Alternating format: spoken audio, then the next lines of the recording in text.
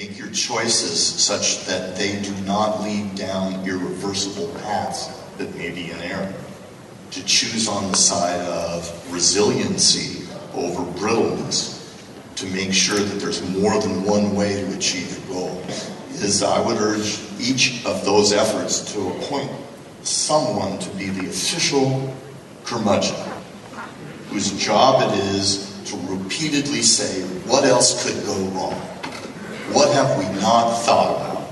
What are we so sure about that if we're wrong, we're really in trouble? And an officially appointed curmudgeon who is there all the time, just poking the balloon of arrogance that we all have, that we know how to manage this stuff right. I think that would be one of the funnest jobs ever.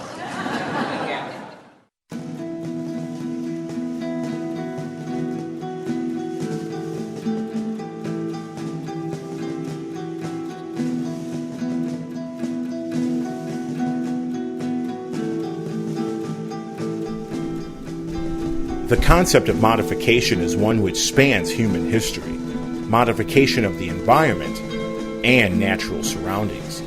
In modern times, modification has taken a turn into an untested, unknown realm.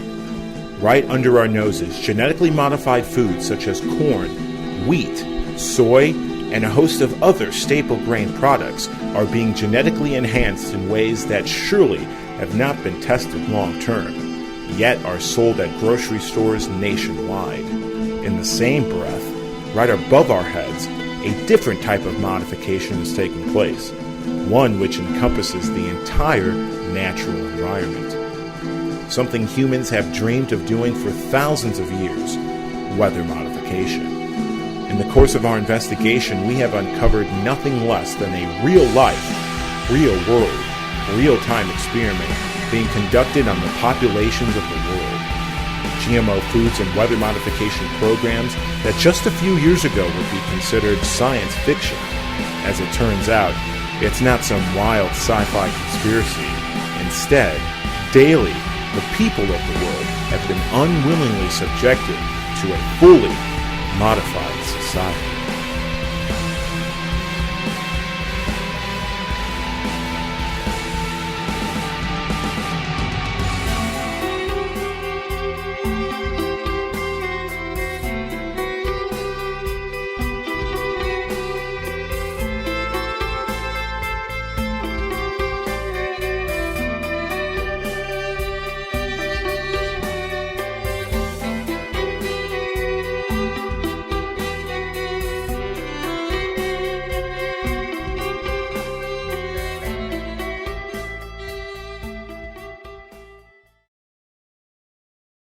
Food is an essential part of survival.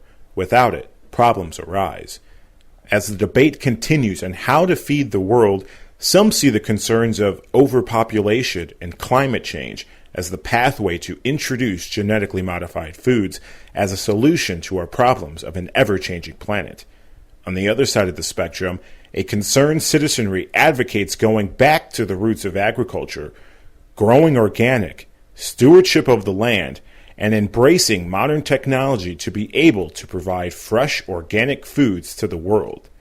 The GMO organic debate has picked up steam over the last few years, thanks to California's Proposition 37, seeking labeling of genetically modified foods. After months of debate and millions of dollars spent, Prop 37 failed, but re-energized the debate on both sides. To get a better understanding of why this issue is so important, I went back to my alma mater, Western Illinois University, and spoke to Dr. Joel Groover to better understand this debate. My name is Dr. Joel Groover. I teach in the School of Agriculture. I teach all the soil science classes as well as several conservation classes, including a class called Intro to Sustainable Agriculture and a class called Soil and Water Conservation. I think that my message isn't that everyone should become a farmer. My message is that everyone should be thoughtful about how they access the products of agriculture. Eating is something we all do every day, but there is too little thought that goes into where did that food come from? What's the human dimension that dimensions that resulted in the production of that food, the transport, the processing? So that's part of the disconnect. What we see surrounding us is this vast sea of agricultural raw materials, corn and soybeans being produced. Few people can do it better than our Illinois farmers. But people don't feel an attachment to corn and soybeans. And so that's one of the reasons why there's this disconnect. We see corn and soybeans as something that is far removed from the plate, which is true.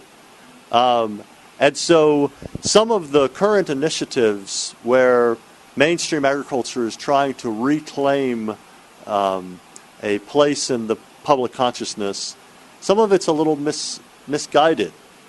When Illinois farmers say, "I'm growing your food," it's really not true.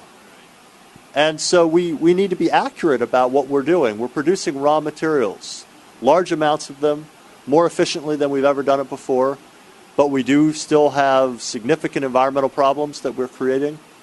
We have ethical issues, to some extent today, being framed more and more by people who are not directly involved in agriculture.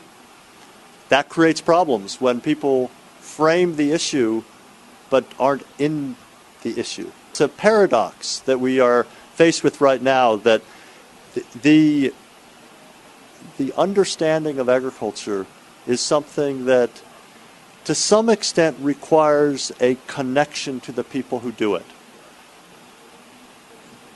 There's great eloquence coming out of the mouths of people like Michael Pollan about agriculture, but it doesn't replace the direct connection of knowing that your dad or your grandfather or some relative produces crops, does it in the way that they feel is best, and they're not just an automaton in some industrial agricultural machine. They're not just a pawn of an industrial ag company like Monsanto. They're real people. They love their children. They take pride in what they do. At the same time, there are serious issues facing agriculture that should be critically examined. It's just difficult to do that critical examination if you don't understand the humanity that underlies agriculture as it's practiced today. Agriculture involves people. The cultural side of agriculture inherently has social dimensions. And people in agriculture, while they are business people, they also are people that are willing to take a level of they're willing to make sacrifices that almost no other type of producer in the world would be willing to do. People work second jobs so they can continue to be farmers. People don't work second jobs so they can continue to manufacture cars. People come back to help their families with the harvest or with the planting. People have people who have roots in agriculture have a love of the lifestyle, the culture.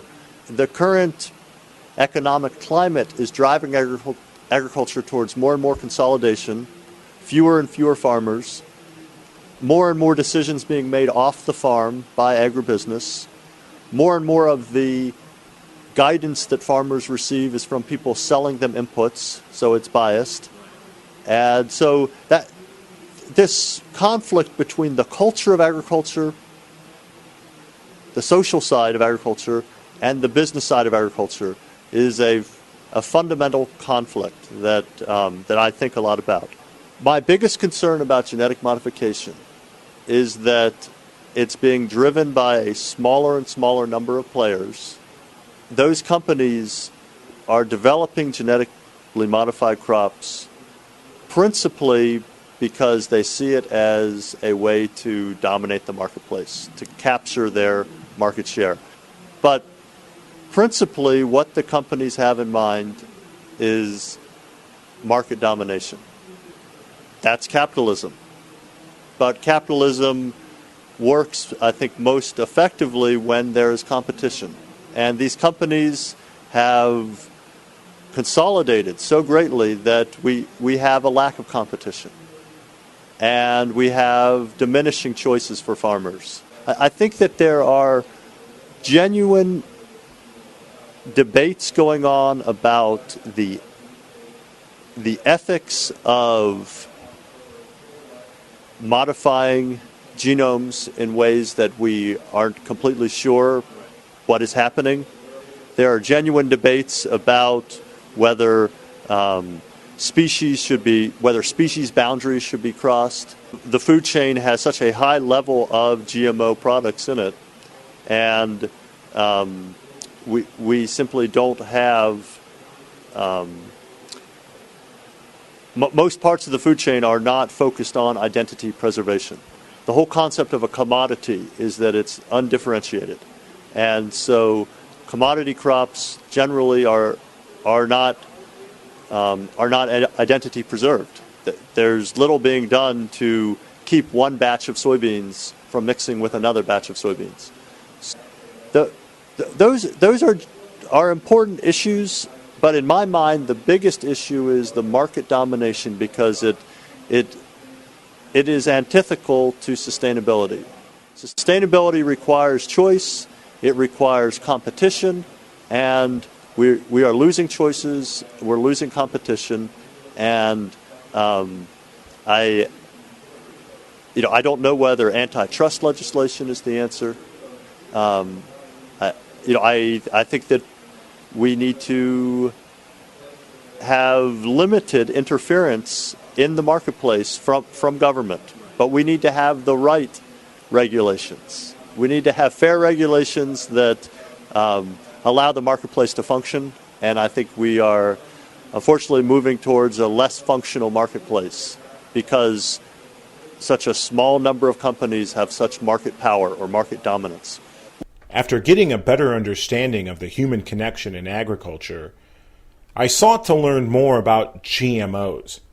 Why are genetically modified organisms so popular among sectors of the scientific and corporate world? Can GMOs really be helpful? Can they produce food at a quicker rate? And is it safe? To find out, I flew out to Northern California and spoke with a professor from the University of California, Davis. My name is Kent Bradford, and I'm a professor here in plant sciences at UC Davis. I'm also the director of the Seed Biotechnology Center in the College of Agricultural and Environmental Sciences here at UC Davis. Well, Davis has a history, as you say, of being a leader in agricultural technology, genetics and environmental aspects, management, many aspects of agriculture. In terms of the opportunities for genetic engineering, I think that they're enormous. I think we've only seen just the very start of what is potentially possible. In fact, California is certainly not the biggest adopter of the products that we have so far. That is, the primary products that are available are in soybean, corn, cotton, and canola. Those are the major products. What the modern techniques enable us to do is not just bring wholesale changes from other species or from other crops, but in fact target very specific changes that would improve performance or properties that we want. Crops resistant to glyphosate or Roundup, which is fortunately one of the safest agricultural chemicals we have. That is, it's very effective in killing weeds and other plants, but it's extremely low toxicity to most other things, fortunately. 2,4-D is a very old herbicide that we have. It's very effective in certain cases. You probably may use it in a lawn weed killer. But if it's not manufactured properly, and in the large scale that it was being manufactured during Vietnam, there are adverse chemicals that can be in there, dioxin for one, that was particularly bad. Personally, I think we need more options. That is, the high reliance now on the few products we have that use glyphosate resistance has in fact leading to problems. That is, some of the weeds are becoming resistant. We know way before genetic engineering that we need to use different strategies, cultural, herbicide, rotations, all kinds of ways to battle weeds. And the success of that product has led it to be probably overused by farmers. And in fact, they need other options. They need other herbicides. Whether 2,4-D is the one, it does have some issues. It's a very broad spectrum. It can affect other crops and so on. In terms of public safety, all of these products are thoroughly tested by the EPA, and they're not released unless they can be used in a safe and reliable way. What we see down the pipeline are even much more important products, I think, which are those that would, for example, enhance tolerance to water stress or to the variability in water availability, to increase the total productivity, that is enhancing the photosynthetic capacity, the ability of plants to actually produce carbon or fixed carbon. Many of these achievements or scientific approaches have already been shown in proof of concept, and we just need to be working toward enhancing them and enabling them to be used. In fact, we collaborate with many companies. We're members of the Agricultural Experiment Station, whose mission is to interact with our agricultural industries, and certainly seed suppliers and input agricultural suppliers are important to that. So I would say that, in fact, my view is that those groups should, in fact, be contributing much more. That is, why should we not ask those groups who benefit from scientific and technological advances to help pay for them? And working with those companies who are the ones who are integrating new technologies into the seed is exactly where we should be. That is, the seeds are the microchips of agriculture, in a sense. That is, that's the intel inside of agriculture, because we can embody many improvements genetically, deliver it through a seed, which means we do not have to deliver it in other ways, that is, after the fact through pesticides or fertilizers or other ways. So in fact, I think that it's the appropriate strategy that our high technology, in fact, interacts with those who will then incorporate that into varieties that are made available to farmers and enhance the overall productivity. If you walk down the cereal aisle or the packaged food aisle or many of the processed foods, you will find that a large fraction of those would contain some products made from genetically engineered foods. For example, anything that uses cornstarch, corn oil, soybean protein, and so on. That is, those commodity substrates for processed foods largely come from genetically engineered crops, because in the U.S. About 90% of those crops are genetically engineered. But if you go down the produce aisle, the vegetable aisle, and fruits, very few. A few papayas and sometimes some squash, maybe some sweet corn. That is, it's very biased in a sense that if you eat mostly out of the vegetable side of the market, you won't be getting very many genetically engineered foods. If you eat mostly from the cereals and processed food side, then you will, but not in a direct form. That is, it's only as sugar or starch or those very highly refined processed products, which in fact, because they are refined, it really doesn't matter whether they come from a genetically engineered product or not. That is, it's starch, it's sugar, it's the same product no matter where it came from. Well, drought resistance is a huge target for all agricultural developers now, I think, and breeders. We know that we will probably be seeing more drought, or at least more variable rainfall, even in the Midwest. There are some products already being introduced and tested. My understanding is that in the recent droughts that we had, in those tests, that they did show advantages, somewhere around 7% or so yield increases due to some of those products. I have a colleague at UC Davis, Eduardo Blumwald, who has developed crops that can show fairly remarkable resilience to drought. That is, they can suffer pretty extreme drought, and then when rainfalls come again, recover and go ahead and make decent yields. Certainly, anytime you have water stress, you're going to lose yield, but the key point is, do you lose everything or get 30 or 40% of the projected yield, or can you recover 60 or 70 or 80%? And this makes a huge difference, and it would make a huge difference around the world. So contrary to what many people would say about how complex that is as a trade, it certainly is. My colleague, Dr. Blumwald, has shown that, in fact, just a single gene that he's introduced into a number of crops now are holding up in the field and showing that, in fact, we can remarkably increase the resilience of crops to drought. I'm not really opposed to labeling per se. That is, organic labeling, it goes through a certification process. They've met certain criteria, and it's really a brand. I think we need to clarify labeling versus branding. That is, companies have the opportunity to brand their products in many ways. We can already brand crops or products as GM-free, for example, and there are those products in the market.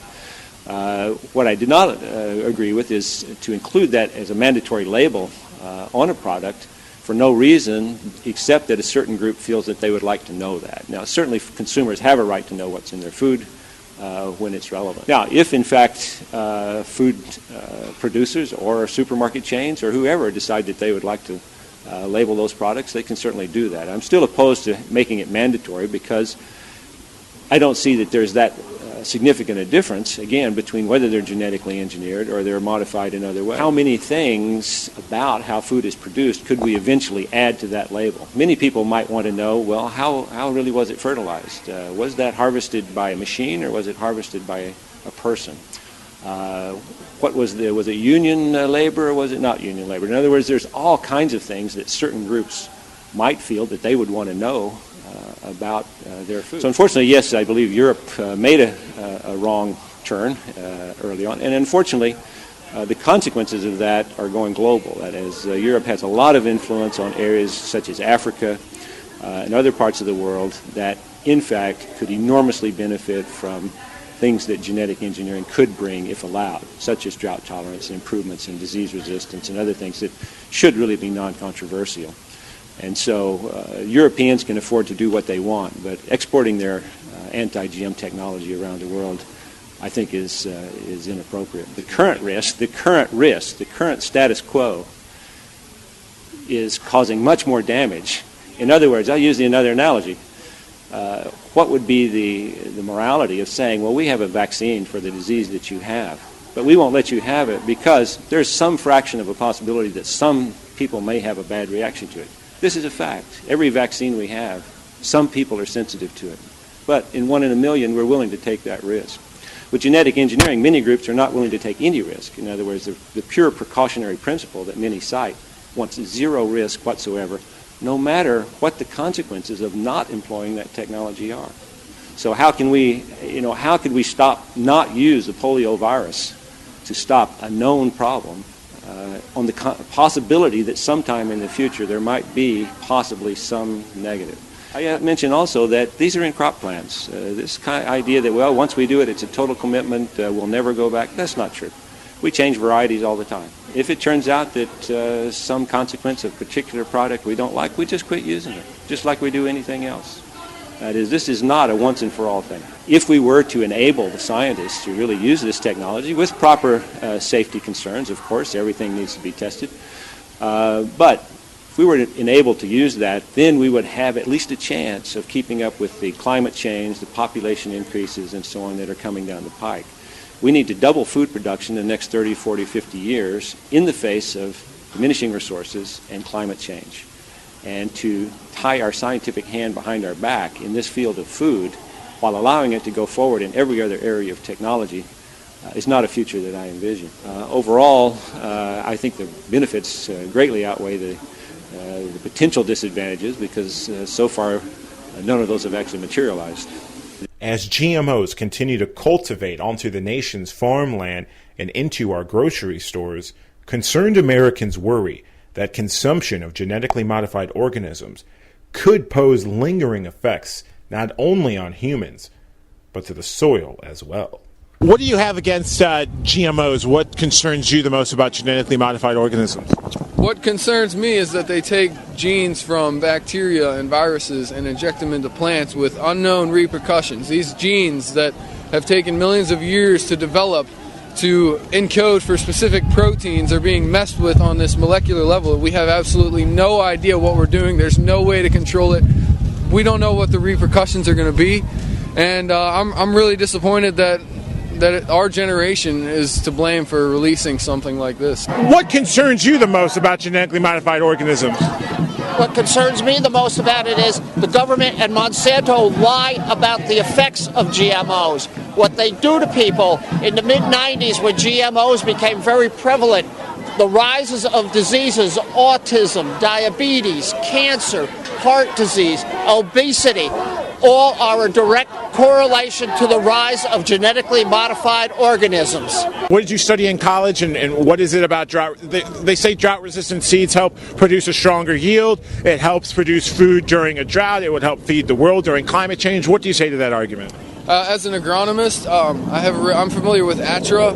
If you are interested in finding out the science about organic versus conventional, check out ATRA Organic. They have some scientific studies in which they showed that organic farms in Central America and South America have been able to produce a yield in whenever there's extreme climate conditions, like in hurricanes and stuff like that.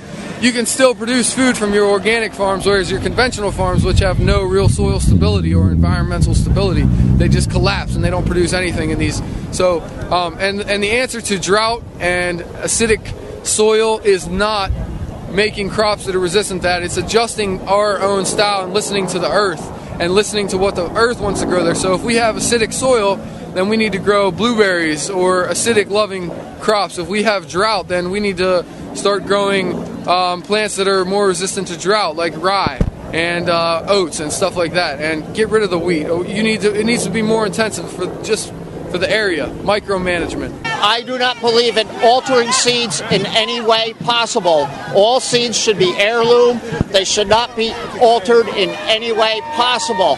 It's been proven that Monsanto crops, when they are planted, over a period of years, their yield decreases and more fertilizer is increased. And that will be proven the same with drought-resistant seeds. And Monsanto will have the certain seeds that are resistant to their herbicide sprays, so the farmers have to buy seed from them. Then they have to buy the herbicides and pesticides from them also. So it's kind of a monopoly, for one thing. There's a chemical Monsanto's been talking about, 2,4-D, which was used in Agent Orange, and they add it into their Roundup Ready Extends, and it goes into the food supply. In turn, we eat it. How damaging, from your research, are these chemicals that they put onto the soil that are supposedly trying to kill weeds? So they're in the business of death, first and foremost. That's what these chemicals do. They were originally made to be used in war, like in Vietnam, and before that World War II, and after Vietnam, when they ran out of people to sell their chemicals to for killing people or for killing plants out in Vietnam, they turned to the agriculture market, and now they're putting these chemicals on our soil. And as far as persistence goes, well, they're there forever. And there's even studies that show that the GMO genes, that as we don't know what the repercussions from those are, they're showing up in soil-borne organisms, and those things work their way up through the food chain. The chemicals they use, the pesticides and herbicides, are just extremely poisonous, and we can't help but get residue from that. And that most of the grain, the corn, is fed to livestock, and then we in turn get that residue in the meat products we buy. And basically, as these smaller organisms consume the plants that are sprayed with the herbicides and stuff like that, and those say they're resistant and they survive, but they have contaminants now in their body, the birds then go and eat that, and the animals that eat the birds or so forth, it climbs all the way up the food chain to the humans, and these aluminum and heavy metals and toxic substances accumulate in us, especially whenever we consist our diet mainly of animals and stuff like that, which is why we need to eat more plants. Genetically altering the food I eat, to me, just sounds wrong. I mean, despite even, I've read scientific research on it too, but just basically it does not sound right to me. I mean, I want to eat food that is fresh, local, that has not been altered with, that does not have extra chemicals, doesn't have hormones, that hasn't been genetically changed. So personally, that's just my feeling. They want to label the products that have direct GMO ingredients, but animals which are fed GMO corn and soybean, and you'll see when you buy all natural beef or chicken, it says asterisk free range and all vegetarian fed, and all that means is that they just gave that animal access to a little 4x4 area of grass, and when it says vegetarian diet, that means they just fed them GMO corn and soybeans. So really, it's no different than just straight consuming the GMO corn. It actually may be more damaging for your body because these animals that have ingested this unnatural food their immune systems are compromised, and yours can equally become compromised by consuming those animals.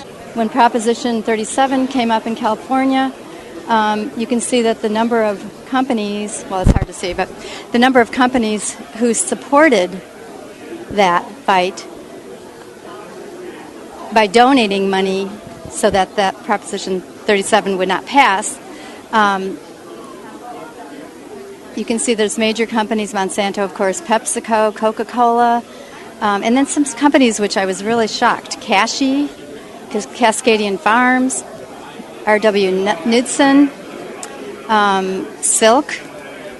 I was really shocked to see those supposedly organic companies that did not support, going against the GMOs. And then there's a list of companies that did work towards, getting that. So you got to be careful what you buy. If you've got to buy with the companies who are doing the things that you believe in and boycotting the other companies. Why do you feel entities like the USDA or the FDA aren't doing anything? They say, we want to do food safety, but in reality, they're not. Well, the FDA and the EPA and all these government organizations are pretty much run by money, let's say that first and foremost, and Clarence Thomas, who wrote the deciding decision on the Supreme Court case which gave them the right to own life, used to work for Monsanto. That's just one example of the ability of these companies to get on the inside and control these organizations that are supposed to represent us, the people, and it's time that we took them back. That is extremely concerning to me, that basically a chemical company can have that much say in American politics and government. To me, it's just really alarming.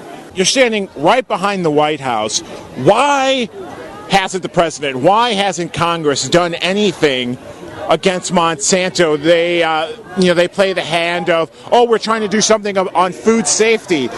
Yet, there's a lot of concerns about GMOs and very little testing done on the health effects of GMOs. Why hasn't the president, why hasn't Congress done anything to look into GMOs? Money.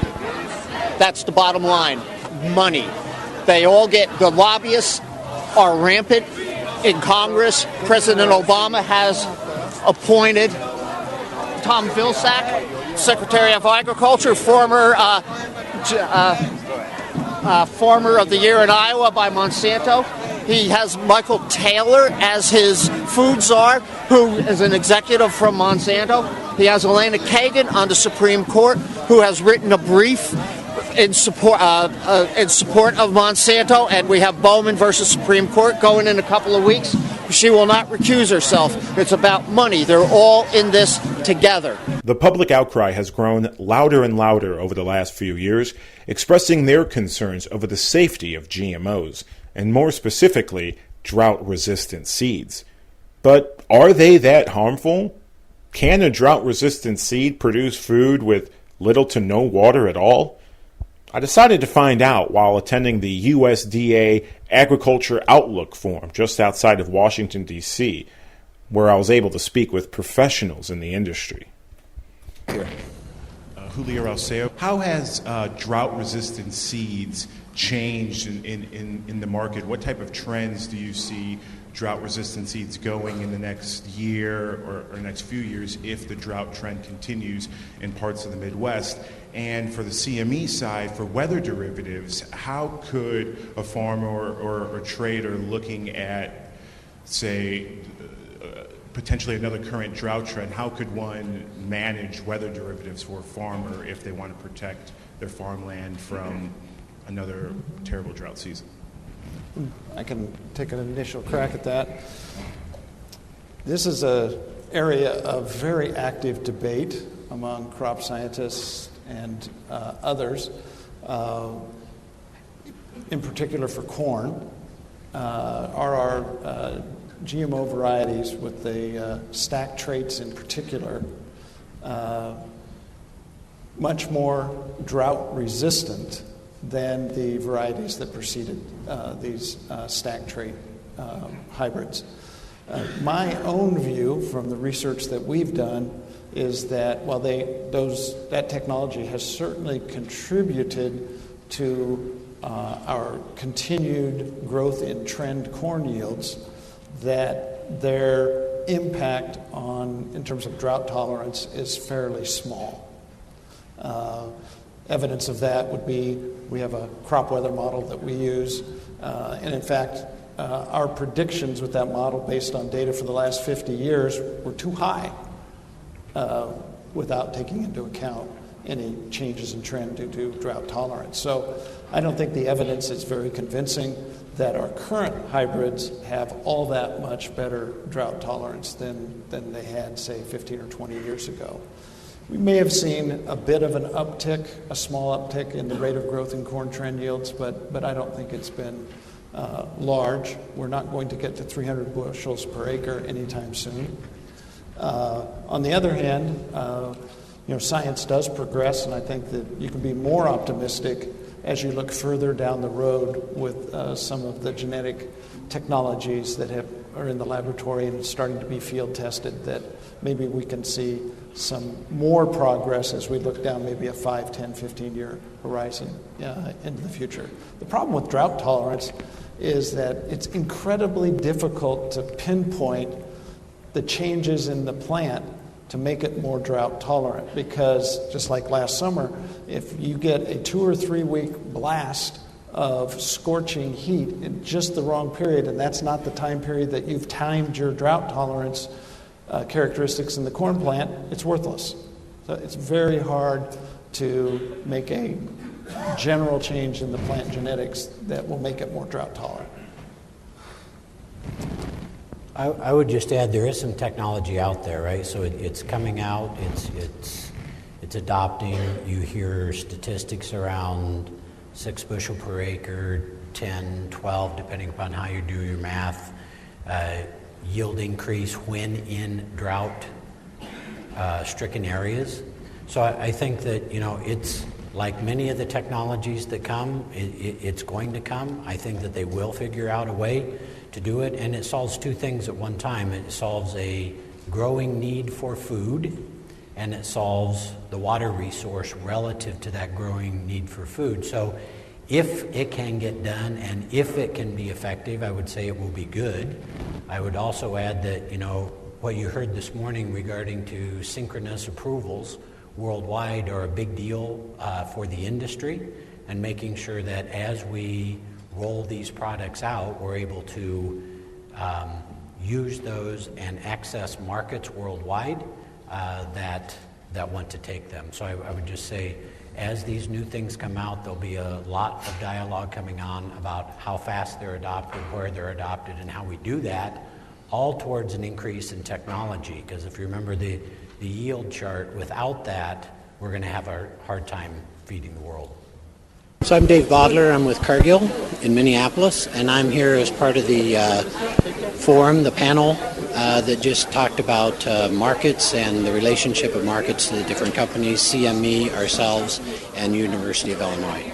This topic of drought tolerance and doing that is an important issue in a dry year like we're just coming off of. This will be a big issue relative to the crop we just got done with, and if we have adequate rainfall, a drought-resistant crop will be less important. But as we encourage crops to go west on corn production, drought tolerance in those areas will be important for the producer to be able to reduce their risk of a crop failure.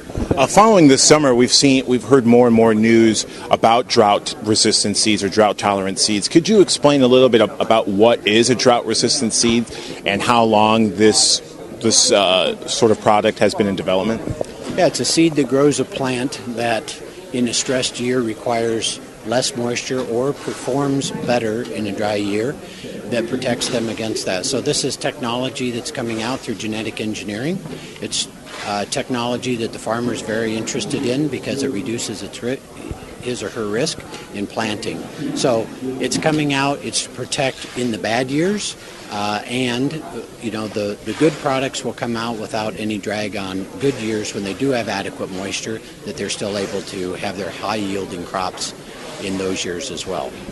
What is the difference, say, from a drought-resistant seed compared to a regular or organic type of seed? Are there differences? Are there any similarities? So it's a seed to grow a plant that uses less water. Yes, it's most of them that are coming out are genetically engineered, whether it's genetically engineered or a hybrid has also created a lot of solutions for farmers around risk protection and increasing yields. So it's one of the many things coming out to the farmers to be able to increase production. So it is in a different area than the organic space, and it'll be a choice for what the farmers intended to plant. Some may be concerned about drought-resistant seeds or genetic engineering of food, that it may be unsafe to eat. What's the other side of the argument? How safe is genetic engineering of food, and what type of trend will we see genetic engineering of food in the future? I think that the important thing is that we keep the conversation and the facts fact-based. So if we use science and fact-based, that's going to be the key to make sure that we have good products out there for people to use. And then finally, looking at the drought, if Lord willing, that we don't have a drought and things go back to relative normal, will there still be a market for drought-tolerant seeds? And if not, what will a bounce back be?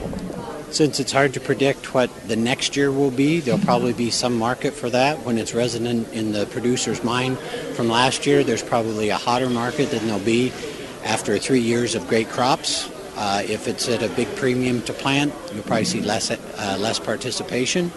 But they've all been through a drought one year or another, and they'll respond. It's clear that both sides will agree to disagree on this subject. Yet, where's the government? What's our elected officials and those in the administration stance? Are they listening to the concerns of the public or listening to the guidance of the agriculture industry? An executive from the United Nations saw GMO seeds as one alternative to feed third world nations. Now, there are food companies out there like Monsanto or Cargill, Pioneer, Dow, where they're actually going one step further, producing seeds for corn, soy, wheat that are resistant to drought. Do you see that as something being beneficial to help farmers, and not just here in America, but throughout the world, be able to produce food despite the drought? Yes, we need seeds which are resistant, drought resistant. We need it. But it's not the only response. It must be holistic. The response must be holistic. As I have said, the vulnerability to drought is about, in many cases in Africa, is about rural poverty and desertification. If the land is degraded, you're likely not to make much out of your drought-resistant seed. So the response must be global, it must be holistic. And of course, research to have improved seed are part of it. U.S. Representative Tim Huelskamp embraced genetic modification when I posed the question to him. Would you be in favor of labeling non-genetically modified foods compared to genetically modified foods? There's been a big debate going on. Monsanto has been a big lobbyist in Capitol Hill to restrict the labeling of genetically modified foods. Are you in favor of giving the people a choice to wonder what is GMO and what's non-GMO? Well, a lot of times and I'm a farmer myself, and they use those products, and I think they are perfectly safe. And there's obviously some environmental groups that use scare tactics about that, and numerous others. So, but I say let the market. If folks want to see that and they want to pay a lot more for organic, I mean, they will have that identified. And but most of what we use has been genetically enhanced at various times. I mean, the ability of folks in particularly environmentalist movement to misuse and mislead folks. I'll give you a perfect example of that is this issue of lean, finely textured beef. And you might have heard about that. Folks, we because of misinformation coming out of one television outlet, I think it was CBS News, ran 30 consecutive stories that was full of bad science, misinformation. In my district, they eliminated 250 jobs and said, go home. And they shut down a plant. There were 4 plants around the country. I'll tell you today, lean, finely textured beef was the safest beef you could buy in the entire country because of the innovative process by which they killed E. coli. But don't let science get in the facts, folks in Washington and in many of these movements. And so everything needs to be fact-based, but let consumers have those particular choices. And recently, Montana Senator Jon Tester was vocal on the Senate floor in his stance against Washington favoring the agriculture industry. It's time to highlight the need for greater transparency and openness so voters can hold their elected leaders accountable and for what happens here in Washington, D.C., and to just know what's going on. The second provision sent over from the House tells the USDA to ignore any judicial ruling regarding the planting of genetically modified crops. Its supporters are calling it farmer assurance provision, but all it really assures is a lack of corporate liability. The provision says that when a judge finds that the USDA approved a crop illegally, the department must reapprove the crop and allow it to continue to be planted, regardless of what the judge says. Now let's think about that. The United States Congress is telling the Agricultural Department that even if a court tells you that you've failed to follow the right process and tells you to start over, you must disregard the court's ruling and allow the crop to be planted anyway. Not only does this ignore the Constitution idea of separation of powers, but it also lets genetically modified crops take hold across this country, even when a judge finds it violates the law. Once again, agribusiness, multinational corporations putting farmers as serfs. It's a dangerous precedent. Mr. President, it will paralyze the USDA, putting the department in the middle of a battle between Congress and the courts. And the ultimate loser will be our family farmers going about their business and feeding America in the right way. Sunshine Week shouldn't be show and tell, Mr. President, and slipping corporate giveaways into a bill at the same time that we call for more open government is doubling down on the same policies that created the need for Sunshine Week in the first place. That's why I've introduced 2 amendments to remove these corporate welfare provisions from the bill. Montana's elected me to go to the Senate to do away with the shady backroom deals, to get rid of handouts to big corporations, and to make government work better. We still have many challenges in front of us, and I commend the leaders of the Appropriation Committee for their commitment to working together to bring us on a plan we can vote. But these 2 provisions undermine our good work to support family farm agriculture.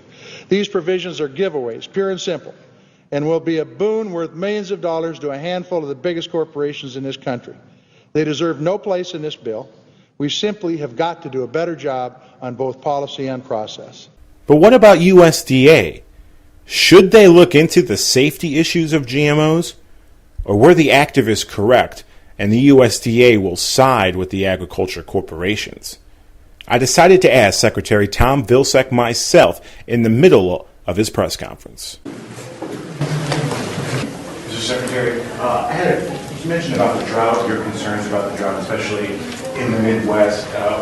With drought-resistant seeds being discussed more out in the open, how will USDA go forth with drought-resistant technology? And secondly, huge concerns throughout the country on the safety of GMOs for human consumption. What can USDA do to address those concerns? And similar to the USDA organic labeling, could we see someday down the road a USDA GMO labeling to address those concerns? Well, you asked a lot of questions there. I'll try to answer several of them. First of all, USDA's role relative to any kind of seed technology is to ensure that it doesn't create a hazard or a danger to plants and to crops. And that's the regulatory process that we go through. Folks who come up with new technology, we basically work through that process of ensuring the safety and security of that technology. And when we're convinced that they don't represent the threats under the Plant Protection Act, we deregulate. That's a process that takes a considerable period of time and a lot of data and a lot of research. I don't know of any reputable study at this point that suggests that there's a safety concern relative to health with GE crops, and that's the reason why they are utilized by American farmers, and that's one of the reasons why we were able to get through a drought in better shape than we had anticipated, and it's one of the reasons why we've seen extraordinary productivity gains, as Senator Daschle alluded to. That regulatory process, I think, it needs to constantly look at ways in which we can improve the process, but the bottom line is making sure that what is deregulated is not presenting a threat to plants and crops. As far as labeling is concerned, let me just simply say that historically, labeling in this country has been about two issues: nutrition, providing nutritional information, and about safety issues. I'm not sure that either one of those fits your question. I don't think it's not about nutrition, and I don't know that there's a reputable study relative to safety. So at this point, I don't know that we're necessarily headed down at USDA a path. Mr. Secretary.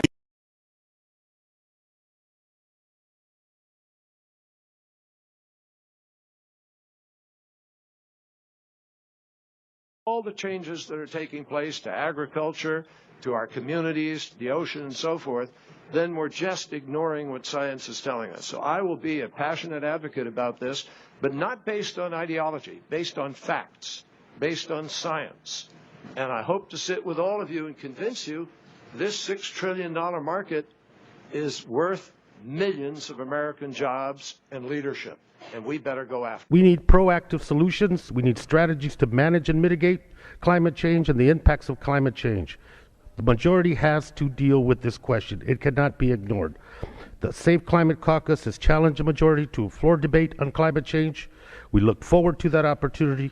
And for the sake of the Colorado River, that debate needs to happen. Yield back. Changes in the world's climate are at this point inevitable. It's already happening and affecting our communities, and we can expect these impacts to intensify and accelerate as climate continues to change. In my view, we need to accept these facts and modify our behavior to prevent these effects from becoming cumulatively catastrophic. We can make better choices now to prevent a disaster later. But looking at the likelihood of these extreme weather events, that's something domestic constituencies can relate to. Mm-hmm. They can relate to poor people waiting for aid to rebuild or recover after Sandy. There's still hundreds of thousands of people displaced from Hurricane Katrina. And people have a natural sympathy and let's do something. Let's prevent this from happening. President Obama's right up the street here, and if he takes strong executive action using his regulatory and administrative powers, that can change the equation for the polluters, where suddenly it now makes sense for them to come up to Congress and to start working with us rather than just operating by the principle of the Stonewall. The debate rages as climate change, along with genetically modified organisms, have become the hot-button environmental issues. Politicians in Washington are seeking to prevent a climate catastrophe. But is that possible? Can Congress, which has a hard time balancing its budget, save the public from climate change? One investigative reporter has zero faith. I'm Mark Morano, the publisher of Climate Depot, one of the most hated climate skeptics out there. I just won the Misinformer of the Year award by Media Matters, the global warming activists. You just mentioned you've been labeled a skeptic, Misinformer of the Year. What comes to your mind when you hear those type of things? Do you find it laughable? Do you take it as a badge of honor? Yeah, it's a sort of badge of honor. It's fun. I mean, it's silly. What they're saying essentially is, if you hold the view that you're a global warming skeptic, you're a flat earther, you're akin to a Holocaust denier, and so if you go out on TV and say it, and you say it publicly, and you have a website, and you write articles, then they're like even in more horror. So they just think that you're basically an idiot, and you're a smart, intelligent person if you have the faith to believe in this modern day science. This is government, politically correct, funded science. It's not to say that every scientist is on the take or altering data, but if you study butterflies, no one's going to pay attention to you. if you're just doing studies on butterflies and their habitat. But if you do a study saying, hey, if the temperature were to rise 6 degrees by 2075 in the Northeast, what impact would that have on butterflies? Suddenly you're going to get university press releases, you're going to get media coverage, you're going to get more funding, you're going to get published in more prestigious journals, people are going to sit up and pay attention, and all you would do is come up with a range of possibilities, different temperature ranges, possible butterfly impacts. Suddenly this scientist who never studied whether CO2 impacts climate or how it impacts climate is now feeded by the global warming establishment as yet another scientist in the consensus, when all he was really doing was benefiting from all this money. The government throws all this money into this research. Foundations, research, all the journals, all the governments around the world, the United Nations are directing it. Suddenly all this money, and all these scientists, well, if you're going to, let's do climate. Hey, let's just study climate now. Let's get into this. This is the hot thing at the moment. Any bad things will happen with global warming. Well, guess what? Bad things happen all the time with weather. So now every time a bad thing happens, as you would expect it to do, it's further proof of their theory. There's no way to falsify the theory anymore. One scientist said it's now akin to the predictions of Nostradamus, where there's these cryptic messages. We now have the Mayan calendar. This is what it's basically like. It's the end of time with the Mayan calendar. James Hansen, NASA's lead global warming scientist, is practicing his own form of a Mayan calendar. In January 2009, he said Obama had 4 years left to save the Earth. Guess what? It expires, I believe, tomorrow, that 4 years that he gave Obama. So we have our NASA scientist issuing his own Mayan-like end-of-the-world calendar. The global warming movement picked up a lot of steam, and it seemed like there was going to be consensus on some sort of treaty at the United Nations conference in Copenhagen, Denmark. And then the events of ClimateGate, as it's now known, really derailed everything. You're in Copenhagen. What was the reaction of the entire UN conference? And number two, what did ClimateGate do back in 2009 to derail this whole movement? Yeah, I think it helped derail, because what I like to say is before ClimateGate, particularly in the U.S., people didn't buy this. I mean, it was a study by Gallup. More people believed in haunted houses than man-made global warming, 37 to 36%. If you look at what happened in Copenhagen, there was a lot of high hope. People thought we were finally going to follow up and have this new treaty and a mission eliminating. We were going to control the thermostat. This was modern world leaders getting together, talking about limiting the Earth's temperature, a verbal non-binding agreement. That's what they ended up with, to limit the Earth's temperature to no more than 2 degrees Celsius rise. Imagine, and then we laugh at witch doctors and we laugh at the ancient people who thought they could control the weather or slaughter people to control the weather. Here we think that acts of Congress, the United Nations, can control the Earth's thermostat. So in Copenhagen, Obama showed up, strolled into a room, tried to make something happen. Then he had to hightail it out of Copenhagen because there was a huge blizzard hitting Washington, D.C., which, of course, is consistent with what they predicted, even though they never predicted blizzards and extreme cold. But, hey, any weather event's consistent because it's because they said there would be big storms and records broken. Well, records are broken all the time. Obama was actually given a large share of the blame.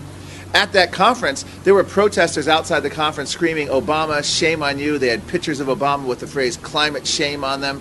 And so partially what happened was ClimateGate broke right before that, and it took the leaders and the political will of the leaders took a battering, because that was all over the grassroots in America, throughout Europe. It was a huge scandal, and essentially ClimateGate showed us that the upper echelon of the United Nations, the head lead scientists, were colluding to keep out studies that were inconvenient, keep out data that was inconvenient, and they were crafting a grand narrative. That's what the whole thing was about. All these UN scientists were crafting a narrative of what they wanted to say. It was preordained. They knew what they were going to say. When this science became bastardized in 1988, when the UN formed this climate panel, the IPCC, they essentially had to say CO2 impacts climate. If they failed to find that, then they fail to have a reason to exist, or fail to have a reason to even exist as an entity. So they're never going to find that. And you'll even hear the UN IPCC chairman, Rajendra Bachari, be like Babe Ruth. He'll tell you with the next report. Just wait till the next report. It'll be so alarming, policymakers will have to act. Well, what kind of science is that where the guy calls it out years ahead of time, what it's going to say, and then what impact they wanted to have? This is a political process masquerading as a science body. It's an insult to everyone's intelligence. The governing boards, 24 or so governing board members, politically correct with connections to politics in Washington of these big groups, National Academy of Science, American Meteorological, will go along with it in their statements. No direct vote of members, no direct input of their members. And then they're saying, hey, thousands of scientists endorse the UN. No, 24 governing board members do. If you look at surveys in the case of the American Meteorological Society, up to 75% of their members were hostile, many of them calling global warming a hoax, but yet their leaders, 24 governing board members, say they are in complete lockstep with the UN and they therefore make up the consensus. It's a con. If Congress wants them to say global warming is a problem, by golly, Congress has paid them to say it. This is no longer science. This is politics masquerading as science. You've gone to a lot of these UN climate conferences. Explain to those who think these conferences are just serious negotiating talks. You mentioned you've gone to Rio de Janeiro, you've gone to Cancun, you've gone to all these different exotic places. Why do they have these conferences in exotic locations, and what are they all about? For the same reason I go. We had them in, they're having this year's in Poland. I don't think I'm going to go to Poland in December. It doesn't excite me. Now, they've had them in Cancun, they've had them in Bali, they've had them in, when I went to Kenya on the U.S. taxpayer dime, $16,000 round-trip airfare business class paid for by U.S. taxpayers via the State Department. I went on a safari. I got to go to the UN conference. They go to these, when I went to Bali, paid for by the U.S. taxpayer, 5-star resort on the water in Bali, nicer than any Hawaiian resort you could imagine, or at least as nice as any Hawaiian resort.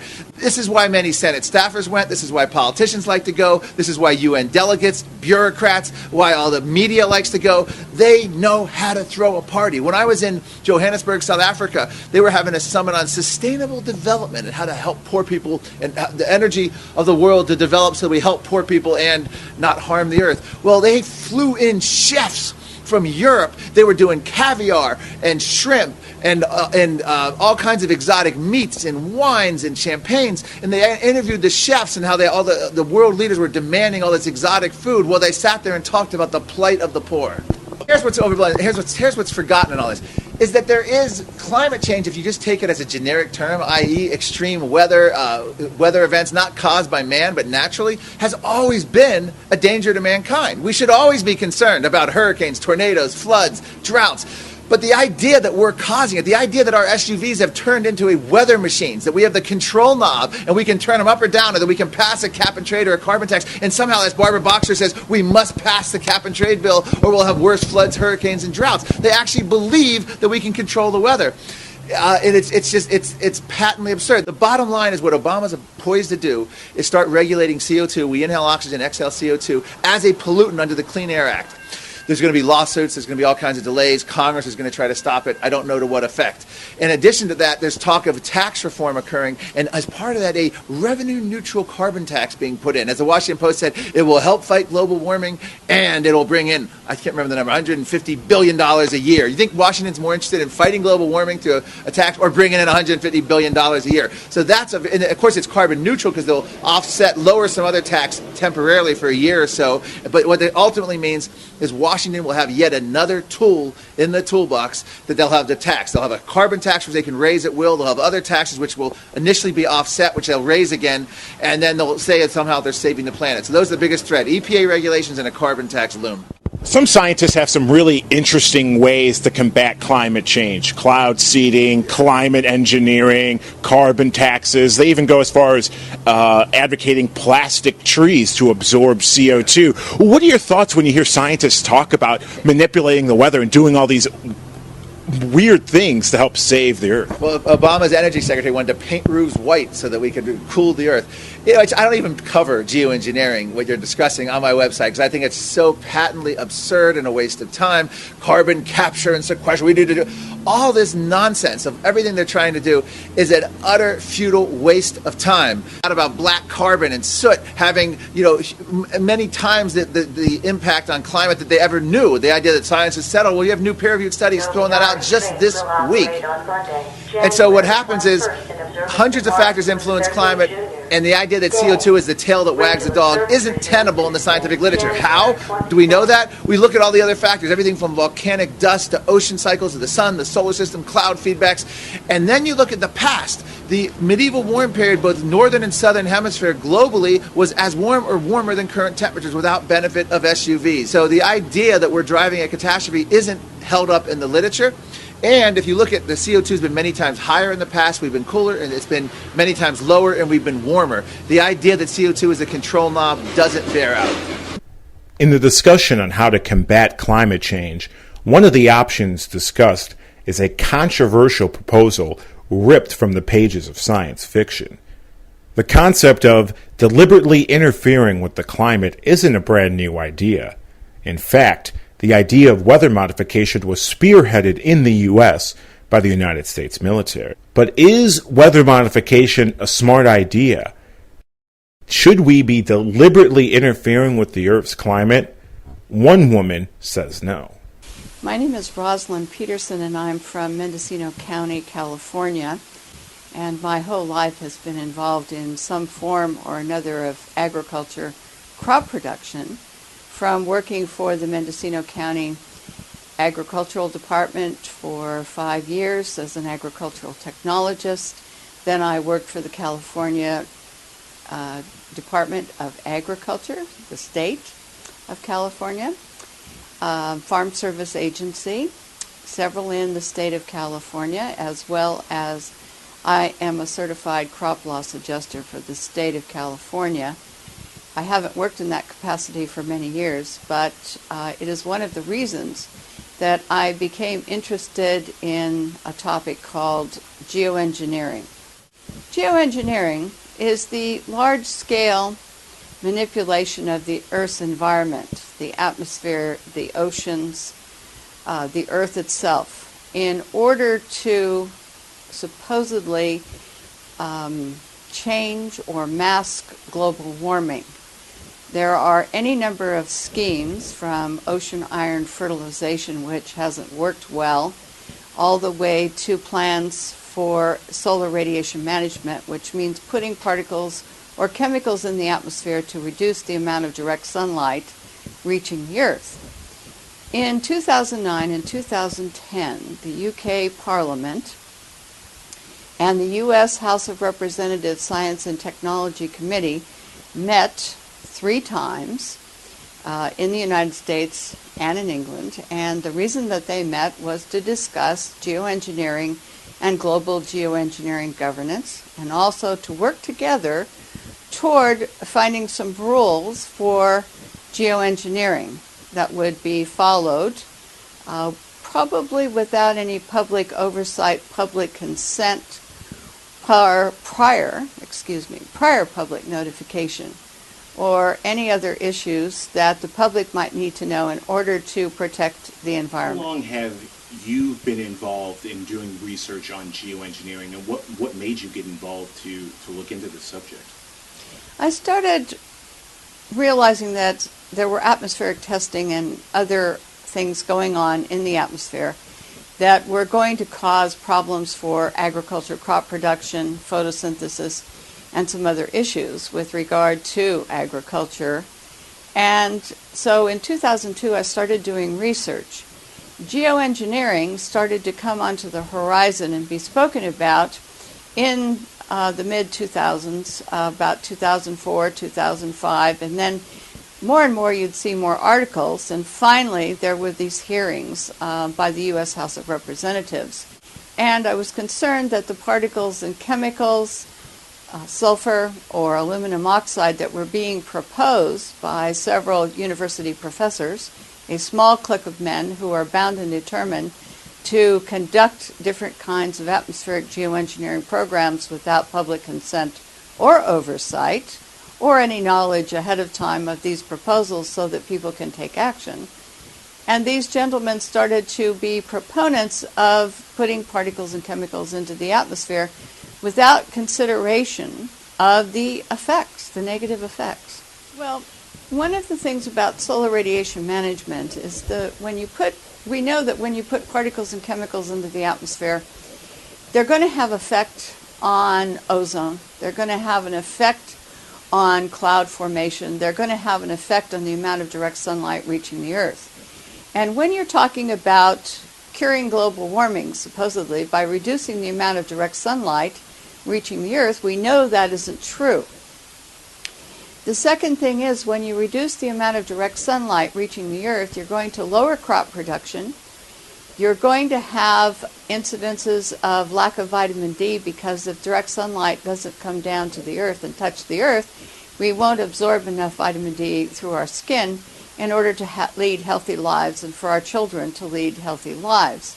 So we've got the CDC, the University of California, Berkeley, we've got Kaiser Permanente, a large health system agency, all making the statements that we're suffering now from a lack of vitamin D because of increasing cloud cover. And one form of geoengineering is caused by persistent jet contrails. And according to NASA, these contrails turn into man-made clouds. They're composed of jet fuel emissions and water vapor, which is a highly potent greenhouse gas. And the aviation impacts are reducing the amount of direct sunlight through haze and man-made cloud cover. And when you reduce the amount of direct sunlight, and you increase the clouds, you not only change the climate itself, but what you do in this type of geoengineering project is that you reduce the sunlight reaching the Earth, you have lower solar panel power production, you have a lowering of crop production because direct sunlight causes plants to grow healthy and strong due to the photosynthesis process. You begin to also exacerbate global warming in areas like Alaska and the Arctic because with clear skies, heat will evaporate away from the Earth. But when you put in man-made cloud cover, according to NASA and Stanford University studies and other research, you are beginning to trap the heat and you make certain areas warmer, and so therefore they artificially warm. And this impacts our climate, and it changes the Earth's atmosphere enough so that we're seeing the direct effect of climate change already from aviation impacts. In addition to those impacts, we have weather modification programs, about 66 of them ongoing in the United States, and about 169 ongoing worldwide. These programs change local weather conditions, they change the climate, and they're either ground-based or they use small planes in order to initiate these type of weather modification programs. Private corporations, private individuals, even myself, if I hired a weather modification company, I could enhance the snowfall somewhere, wherever I wanted. Now, California, Texas, Idaho, Colorado, Kansas, New Mexico is being impacted by weather modification programs in the country of Mexico, and also from the Texas weather modification programs. A lot of states are involved, and one weather modification program can change and be implemented over 186,000 square miles. These are huge in scope and dimension. David Keith and Ken Caldiera, professors from different parts of the country, talk about using sulfur. Well, they took sulfur out of diesel fuel a couple of years ago in California because of asthma and acid rains that impacted our forests. And yet, they turn around and say, well, we could add sulfur to the atmosphere. Well, sulfur has reproductive toxicity according to the California EPA. Sulfur exacerbates asthma in children, causes acid rains, causes streams and rivers to acidify. And we're talking about putting sulfur into the atmosphere in geoengineering schemes. One is upcoming this year for 2013, I should say. For New Mexico, they want to conduct, David Keith wants to conduct a project there, but doesn't want to tell us when for fear that we may object in advance and he might not be able to conduct the experiment. So this is where we have a problem with allowing atmospheric experiments, and also understanding that tree decline just isn't a function of one thing, bugs or drought. It's a function of many things that are going on atmospherically. They don't want the public to have any invite into the conversation on this. And this is where we need to take action, to have an invite into this conversation and to set the rules or to say no before these programs are implemented. And when someone tells me that they want to play God with our environment, but they don't want any rules or any restrictions, and they want to do it in secret, then I have growing concerns, because I think it's just for prestige and to make money. I don't know that necessarily it's going to benefit you and me and my grandchildren and other people. Is Rosalind correct? Do geoengineers want the public to be unaware of their climate-changing programs? Does geoengineering and weather modification pose a significant risk to the public and environment? And are these programs given full consent from government? While covering the Climate Forward rally in Washington, D.C., I posed that question to Rhode Island Senator Sheldon Whitehouse. With the dangers of climate change, there's been some talks from scientists, and even it's been looked at by Congress, of ways of trying to potentially stop climate change through climate engineering or cloud seeding. Could that be a way that Congress could try to put more funds in research and development to see that as a way to stop climate change? Yeah, the whole question of geoengineering is, first of all, it's a little bit dangerous. It's not nice to mess with Mother Nature. Remember that old phrase? And the second thing is that geoengineering misses half of the problem. It misses the ocean half of the problem.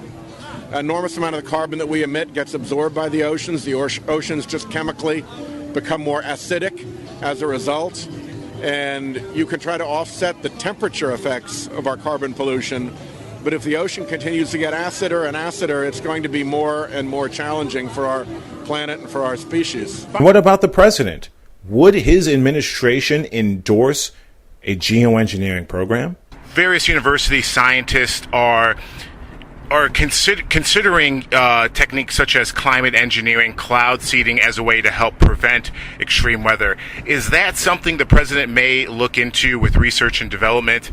On the geoengineering side, this climate engineering side, look, there's something that people have been talking about for a while.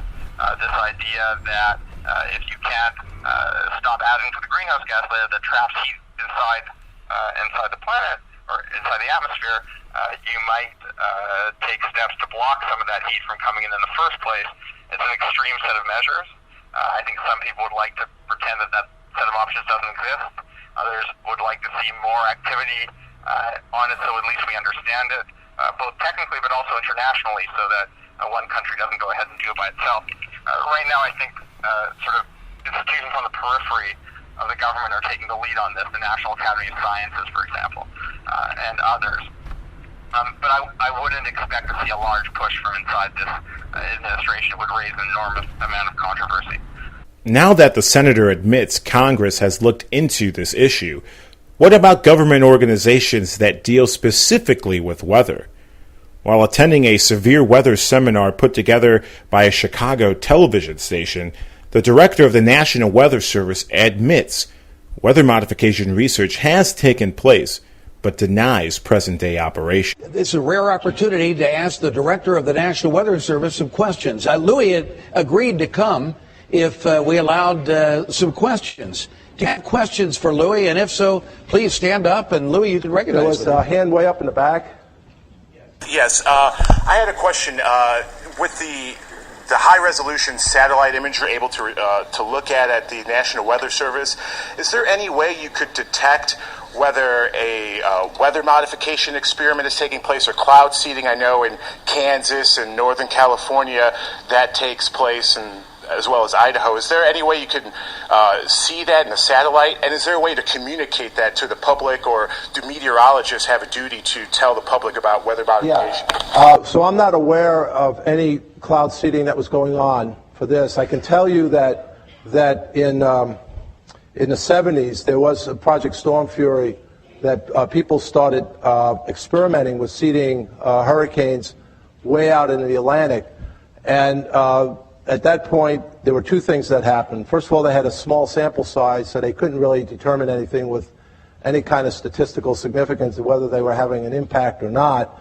For those scientists so the second thing that happened was for those scientists who claimed they were having an impact, the areas that were subsequently impacted by those storms were ready to sue those scientists. That experiment was ended. So I know there's weather modification that's done under very controlled circumstances, especially out in the West, for water resource purposes.